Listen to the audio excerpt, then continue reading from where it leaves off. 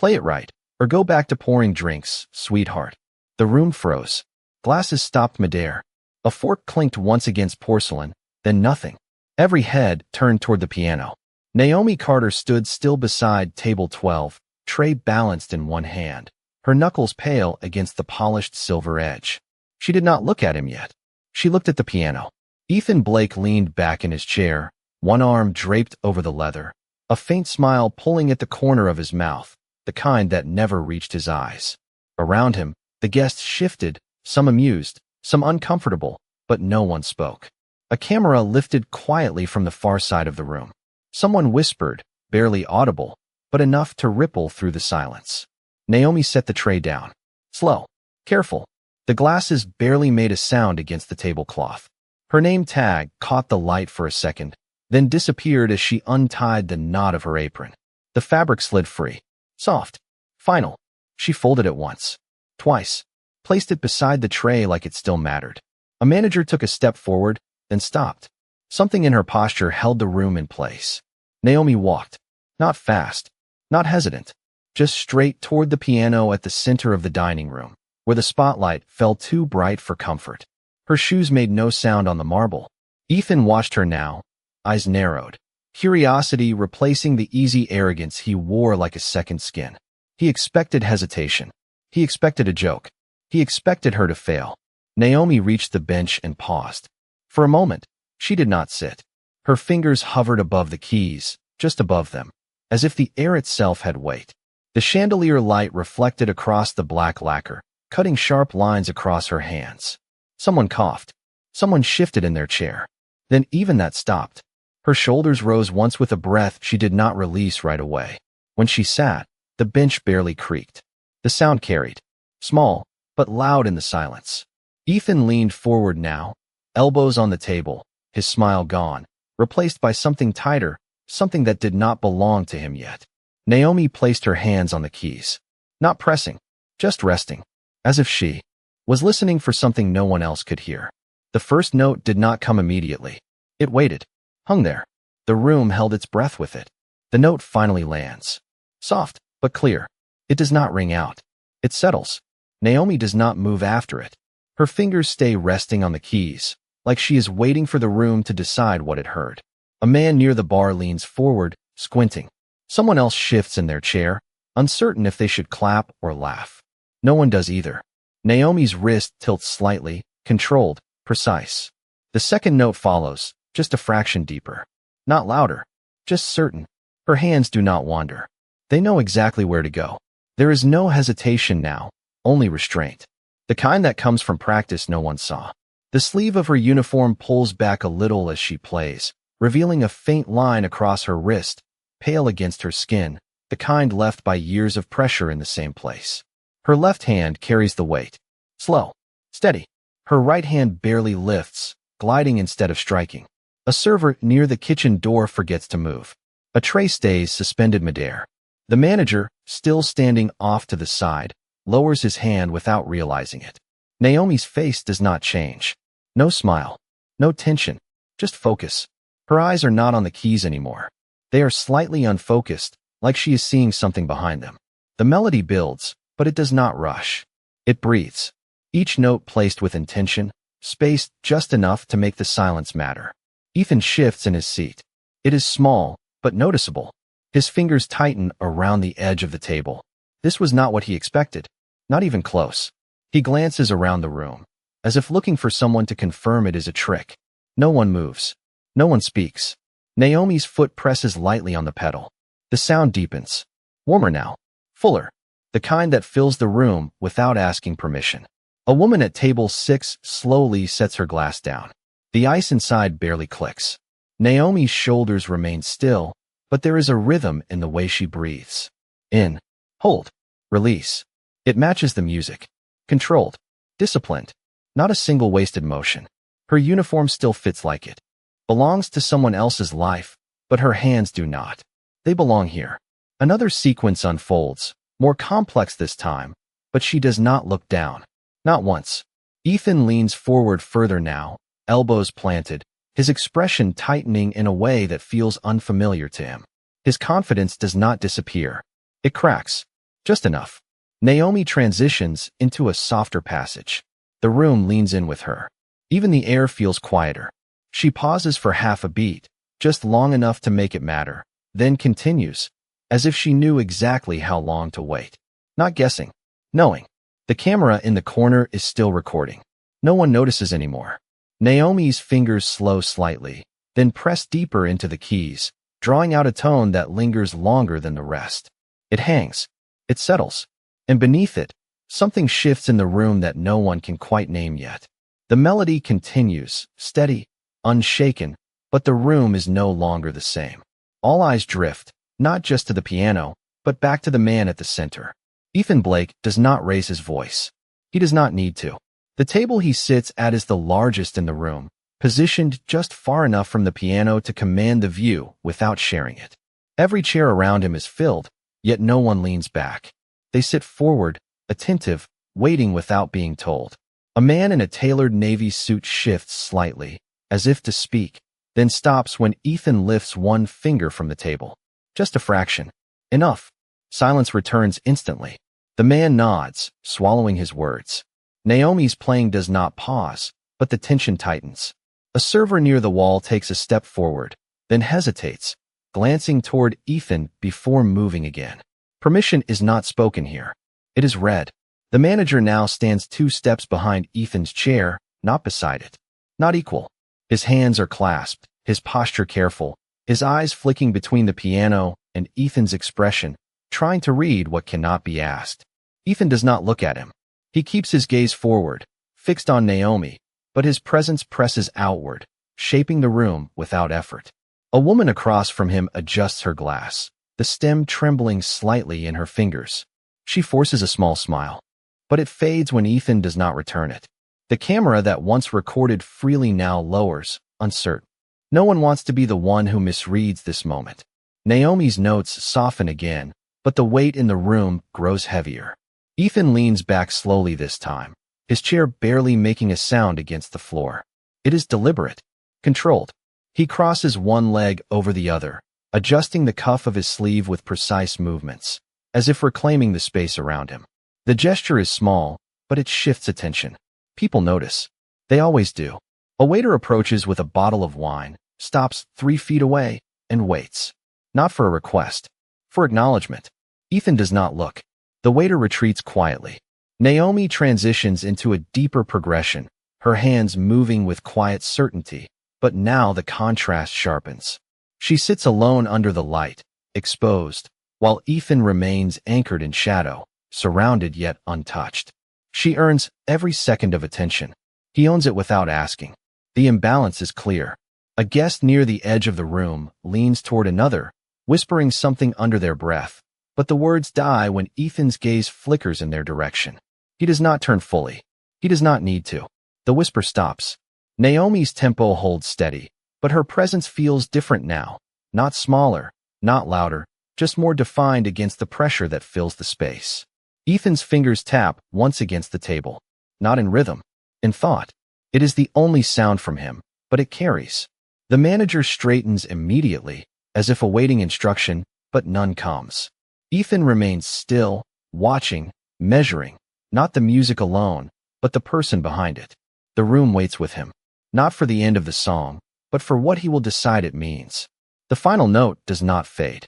It lingers longer than it should, stretching the silence until it feels deliberate. Naomi's hands lift from the keys. Not abruptly, just enough to end the sound without breaking it. No one claps. No one breathes too loud. The room waits. She stands. Slow. Controlled. The bench shifts a fraction behind her. It echoes more than it should. Every eye follows her as she turns, not toward the exit, but toward the center table. Toward him. A server near the wall stiffens. The manager takes one step forward, then stops, unsure if he should intervene. Naomi walks, each step measured. No rush. No hesitation. The distance between her and Ethan closes in quiet increments, and with each one, the tension thickens. A guest near Ethan's right side leans back slightly, clearing space without being asked. Another lowers their gaze, suddenly interested in their glass. Naomi stops 3 feet from the table. Not closer. Not deferential. Just exact. Ethan does not speak. He watches, his expression unreadable, but his stillness sharpens. Naomi meets his eyes. Not challenging, not soft, just steady. Her voice, when it comes, is low. Even. You missed a note. The words land clean. No emphasis. No apology. The room reacts before he does. A sharp inhale from somewhere behind. The manager freezes mid-step. Someone at the table glances quickly at Ethan, then away, as if the air itself has shifted. Naomi does not move after speaking. She does not explain. Her hands rest loosely at her sides, but there is no uncertainty in them. Ethan's gaze narrows slightly. Not anger. Not yet. Calculation. He tilts his head a fraction, studying her like something that does not fit where it stands. A woman at the table shifts in her seat, her bracelet clinking softly against the glass. The sound feels too loud. No one looks at her. Naomi holds her ground. The distance remains unchanged. 3 feet. Close enough to be heard. Far enough to not be invited. Ethan finally moves. Just his hand. He taps once against the table. The sound cuts through the silence like a signal. The manager straightens immediately, ready, waiting. But no instruction comes. Ethan keeps his eyes on Naomi. Explain. One word. Flat. Controlled. Naomi does not rush to answer. She glances briefly toward the piano, then back to him.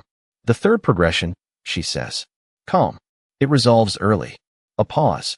Small. Intentional. It was written to wait. The room tightens again.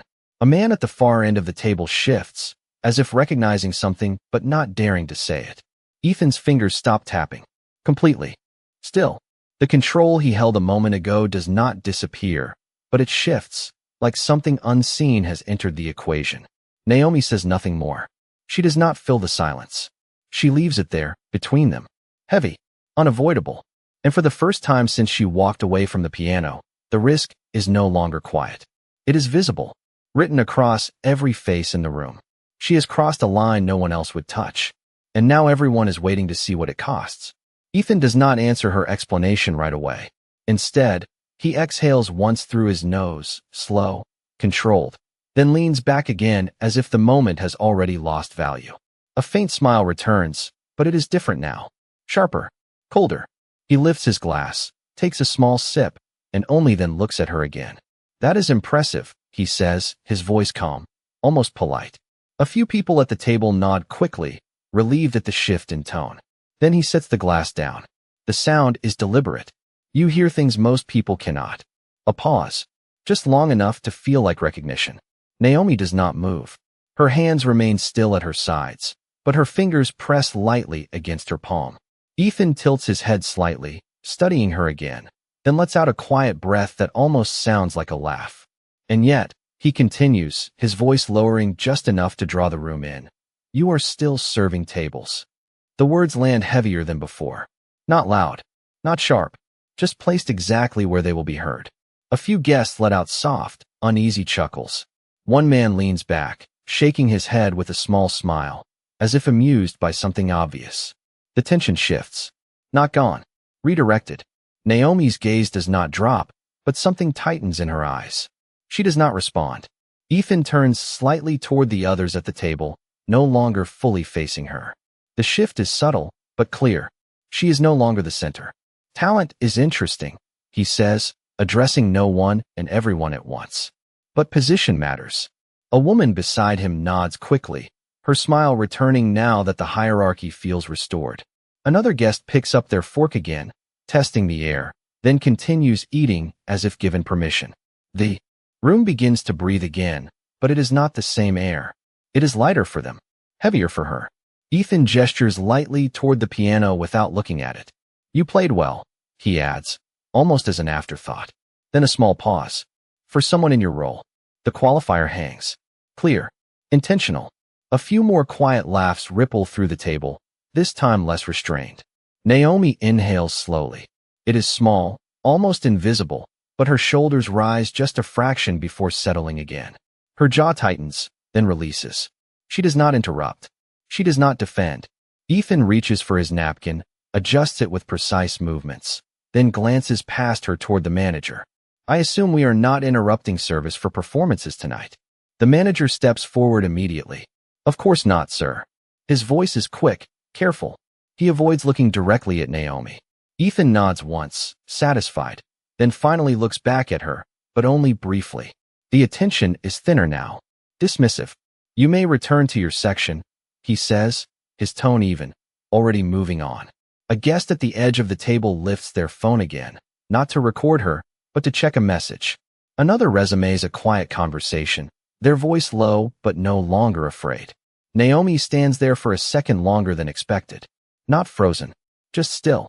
The space around her feels smaller now, like it has closed in without touching her. Her fingers curl slightly, pressing into her palm, then release. She nods once. Barely. Not in agreement. Not in submission. Just acknowledgement. When she turns, no one stops her. No one watches her leave the way they watched her approach. The spotlight remains on the piano, but it no longer belongs to her. It belongs to the room again. And as she walks back toward the edge of it, the sound of quiet laughter lingers just enough to follow her there. Naomi does not walk fast. She moves the way she played. Measured. Controlled. But the space around her feels different now. Thinner, like the room has already closed behind her. A glass clinks somewhere to her left. Soft. Casual. It sounds louder than it should. She keeps walking. Her hand brushes lightly against the edge of a chair, steadying herself for just a fraction of a second. No one notices. Or they pretend not to. Her breathing is even, but not effortless. In. Hold. Out. The rhythm stays, but something underneath it shifts, like she is holding it in place instead of following it. A couple at table 9 glance up as she passes, their eyes lingering just a moment too long before dropping back to their plates. Not unkind. Not kind either. Just careful. The kind of careful that keeps distance. Naomi reaches the service station near the wall. Stainless steel. Clean. Cold under her fingertips. She rests her hand there for a second longer than necessary. The chill travels up her wrist, grounding, anchoring. A tray sits beside her, empty. Waiting. Like nothing happened. Behind her, the low murmur of conversation returns in pieces. Not full. Not normal. Fractured. Someone laughs, quick and short, then stops when it echoes back too sharp. Naomi does not turn around. She does not look at the piano. She does not look at him. But her eyes stay open, focused on nothing in front of her, like she is listening for something beneath the noise. Her fingers curl slightly against the metal, then release. A small movement. Almost invisible. The manager passes behind her, close enough that she can feel the shift in air, but he does not stop. Does not speak. His silence says enough. Naomi reaches for a cloth, folds it once, then again, aligning the edges carefully, like it matters. Like control can exist in something small. The room settles, but not fully. There is still a pause between sounds. Still a weight in the gaps. She inhales again, slower this time, and her shoulders lower just a fraction. Not relief. Just adjustment. A guest near the bar glances toward her, then toward the piano, then back again, as if something does not sit right, but cannot be named. Naomi feels it without turning. The air holds it. The kind of moment that does not end, only shifts shape. If you have ever stood in a room like this, where everything keeps moving but something inside you does not, you know that feeling. And if you are still here, still watching, maybe tell me where you are right now, what time it is where you are, because moments like this do not happen in noise, they happen in quiet, and sometimes they stay with you longer than you expect. Naomi straightens slightly, her hand leaving the metal, the cold fading from her skin, but not from the space around her. The piano is still there. The room is still watching, even when it pretends not to. And something, just beneath it all, has not finished yet. Naomi lifts the tray, but she does not move right away. Her eyes shift once, not toward the room, not toward the exit, but toward the piano. Just a glance. Then gone. Behind her, a chair scrapes lightly against the floor. It stops too quickly. Ethan does not sit back this time. He leans forward, elbows on the table again, his gaze no longer drifting. It locks. Not on her face. On her hands. There is a small pause in the room, barely noticeable, but it stretches. Naomi turns, ready to step away, when a voice from the far end of the table breaks it. Wait. It is not loud. It is not meant to be. But it carries. An older man, silver hair, glasses low on his nose, stares past everyone else, straight at her. His expression is not amused. Not uncomfortable. Something else. He stands slowly, his chair sliding back with a longer sound this time. No one stops him. No one speaks. He takes a step closer, eyes narrowing slightly, as if confirming something he does not trust yet. Naomi does not move. The tray remains steady in her hand, but her fingers tighten just enough to show. The man exhales softly. "Play the last 8 bars again," he says. Calm. Certain. The request hangs in the air. The manager stiffens immediately, glancing toward Ethan, waiting for a signal to shut it down. Ethan does not respond. Not yet. His eyes remain fixed, sharper now, like something is forming behind them. Naomi hesitates for half a second. Then she sets the tray down. Again. Slow. Controlled. The room shifts with her. She walks back to the piano, each step quieter than before, but heavier. The silence follows her. She sits. No adjustment. No hesitation. Her fingers return to the keys like they never left. The first note comes quicker this time. No build-up. Just the ending. The final 8 bars. Unfold, precise, untouched, exactly as before. No variation. No performance. Just truth. The older man closes his eyes halfway through, his lips pressing into a thin line. A woman at the table looks between him and Ethan, confused now. The air tightens. When the last note ends, it cuts clean. No echo. No lingering. Just silence. The man opens his eyes. "That is not the version in circulation," he says quietly. No one answers. He turns his head slightly toward Ethan. "That is the original composition." The words land like something misplaced finally found. A few guests glance at each other, uncertain. One of them whispers a name under their breath. Ethan does not move. Not a single inch. But something in his face changes. Small. Controlled. His jaw tightens. His fingers, once steady on the table, curl slightly inward, then stop. Naomi stands again, but she does not speak. She does not look at him. She does not need to. The man continues, softer now, almost to himself. Only one person ever played it that way. The room holds its breath again. Not out of tension this time, but recognition forming too late. Ethan finally exhales, slow, uneven. It is the first sound from him that does not feel controlled. His eyes lift, not to the piano, not to the room, but to her. And this time, there is no distance in it. Only the beginning of something he did not expect to face. No one speaks first. The room holds the silence differently now, not tense, not sharp, but uncertain. Ethan does not look away. He stands. Slowly. The movement alone pulls every eye back to him, but it no longer carries the same weight. It feels measured, almost careful. His chair remains slightly pushed back behind him, untouched. He does not fix it. He steps around the table instead of expecting space to be made for him. That alone shifts something. A few guests straighten, unsure where to look. The manager takes a step forward, then stops, reading the change too late. Ethan walks toward the piano, not fast, not slow, but without the ease he had before. The distance closes. He stops a few feet from Naomi, the same space she once held in front of him. He does not move closer. He does not reach out. For a moment, he says nothing. His eyes drop briefly, not to the floor, but to the keys, then back to her. When he speaks, his voice is quieter. "I was wrong." The words are simple. No pause before. No explanation after. A few guests shift in their seats, caught off guard by how little he adds.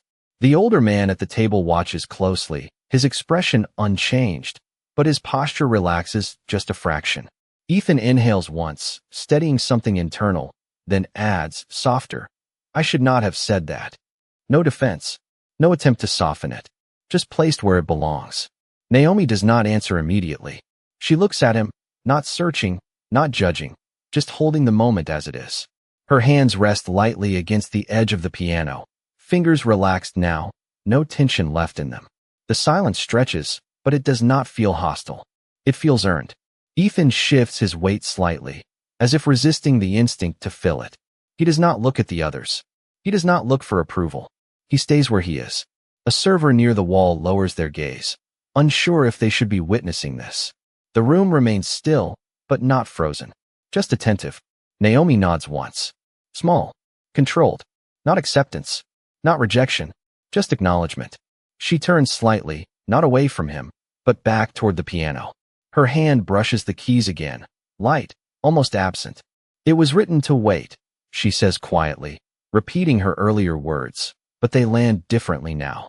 Not correction, not challenge, just truth. Ethan's eyes follow the movement of her hand. He does not interrupt. He does not claim the moment. He lets it exist without him at the center. That is new. The manager exhales softly somewhere behind, barely audible, but enough to signal the shift has settled. A guest picks up their glass again, slower this time, more aware. Naomi steps back from the piano. Not hurried, not hesitant. She reaches for the tray she left behind, lifting it with steady hands. Ethan steps aside without being asked. A small movement, but it clears the path. No one comments. No one laughs. The imbalance that once filled the room does not return. It changes shape, and for the first time since the night began, the space between them is not defined by who holds power, but by who chose not to misuse it. Naomi walks back to her section without looking behind her. The tray rests steady in her hand, balanced the same way it was before anything changed. A couple at table 9 watches her approach, then quickly returns to their plates, but their movements are slower now, more aware. She sets down a glass of water. Careful. No sound. The condensation leaves a faint ring on the table. She wipes it once with a folded cloth. Precise. Clean.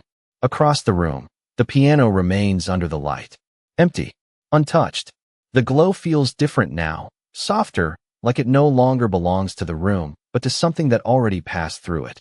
Ethan does not return to his seat right away. He stands where he stopped, hands at his sides, eyes resting on the piano for a moment longer than necessary. Then he reaches back and adjusts his chair, not with the same ease as before, but slower, aligning it carefully before sitting down. He does not speak. The people around him begin to move again, but their voices stay low. No one laughs the same way. A waiter approaches his table, hesitates, then pours water without being asked.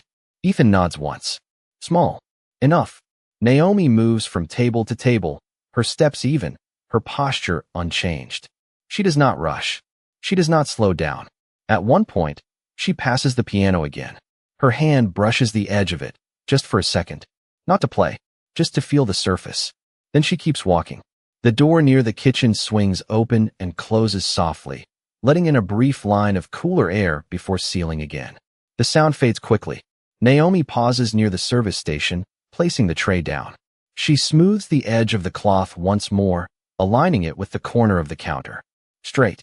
Exact. Her reflection flickers faintly in the stainless steel, then disappears as she turns. In the distance, Ethan glances up. Not at the room. Not at the guests. At her. Only for a second. Then his gaze lowers again, quieter this time, like something has shifted inward. The lights above dim slightly as the evening moves on. Conversations resume, but softer, more measured, like the room remembers something it cannot quite name. Naomi picks up another tray. Steady hands. Calm breath. She walks forward, into the same space, but not the same moment. And if this stayed with you, even just a